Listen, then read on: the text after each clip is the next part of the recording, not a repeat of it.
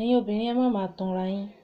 Ẹ lè fi ọkùnrin méjì kẹ́ fi wéra wọn because Ọlọ́run fún oníkálùkù ní agbára gẹ́gẹ́ bí agbára rẹ̀ bá ti tó.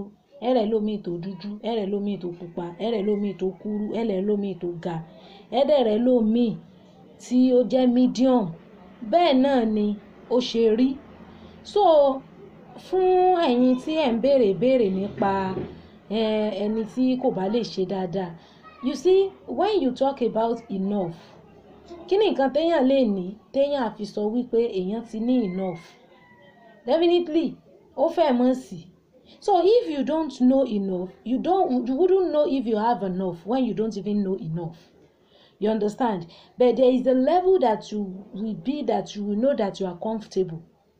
So nígbà míì agbára ọkùnrin ẹ lè máa compare and contrast. Torí ẹ̀ la ṣe máa ń sọ wípé téèyàn bá dúró fún Ọlọ́run, téèyàn parí èèyàn mọ́ fún Ọlọ́run, ó ṣe kí ni? Ó dáa fún ìgbésí ayé. So ọ̀pọ̀lọpọ̀ ẹlòmíì, obìnrin míì wà tẹ́ pé ó ní experience. Ṣé rí àwọn nature iṣẹ́ tí ọkùnrin máa ń ṣe apart from nature ọkùnrin fún rẹ̀, each ọkùnrin ló ní ability tí Ọlọ́run dá mọ̀ tó jẹ́ naturally. So o lè sọ pé kó ṣe kọjá agbára ẹ̀. Then nature iṣẹ́ nígbà míì, for example àwọn tó bá jẹ́ bí àwọn military men, àwọn sójà, àwọn tó máa ń ṣe morning drill. Tí bá sọ military mean àwọn military tán kì í ṣe drilling o. I don't want to start mentioning military sectors, but àwọn military kan wà tán kàn ń wọṣọ force tán kì í ṣe exercise, tán kì í ṣe morning drill. Bẹ́tẹ̀ bá ń sọ̀rọ̀ nípa àwọn sójà, àwọn tó máa ń gbénu barracks, àwọn yẹn máa ń jí, wọ́n máa ń ṣe exercise. So ìwọ tó bá ti ní experience pẹ̀lú àwọn yẹn, o lè expect kí ẹnìkan tó máa tẹ́ pé iṣẹ́ tiẹ̀ á jókòó látàárọ̀ tí ilé ó fi ṣú ni. Ó yé wa. So àwọn tí wọ́n ń send àwọn messages tí wọ́n ń describe àwọn okó tẹ̀ ń describe yẹn, you can't eat your cake and have it. Ẹ lè ríru àwọn okó yẹn lọ́dọ̀ àwọn ọmọ bọ́tà.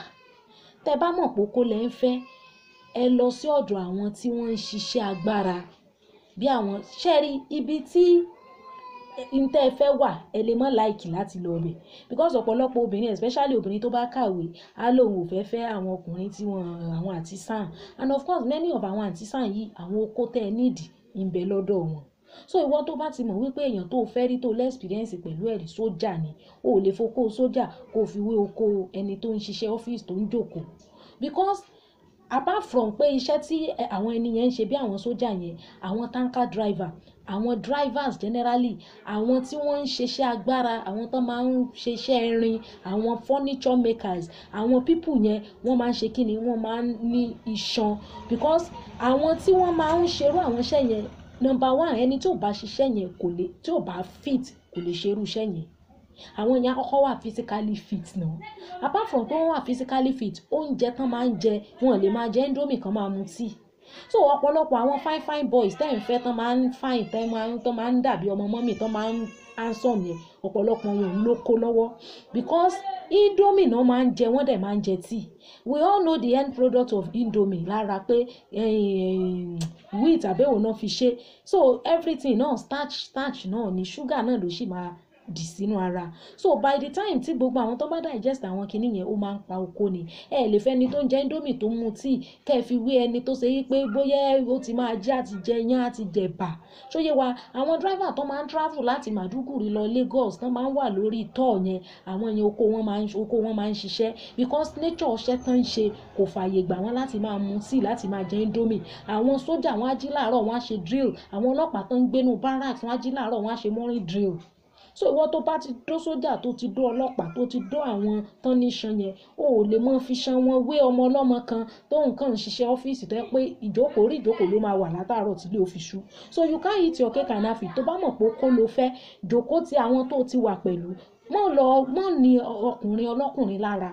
Ṣó yé wa báyìí ní ìsìn. So gbogbo àwọn okó tẹ́ ń describe yẹn, ẹ lè rí àwọn okó yẹn lọ́dọ̀ àwọn ọmọ mọ́mì because àwọn ọmọ mọ́mì indomie náà ń jẹ, wọ́n dẹ̀ mu tíì, wọ́n jẹ búrẹ́dì, wọ́n jẹ fish pie, wọ́n jẹ donut.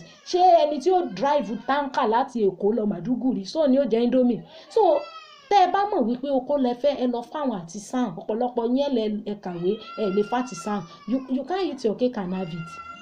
You understand me? So yàtọ̀ fún nature bọ́lọ́run ṣe dá ọkùnrin, nature iṣẹ́ tọkùnrin ń ṣe, because nǹkan tọkùnrin bá jẹ ó máa determine nǹkan tó máa fi feed oko ẹ̀. So ìwọ obìnrin tó bá ti mọ̀ wípé o ti ná gbàrà, o ti ná gbòòrò, gbogbo ìrìn àjò ló ti rìn, wàá gbà fọlọ́run ni.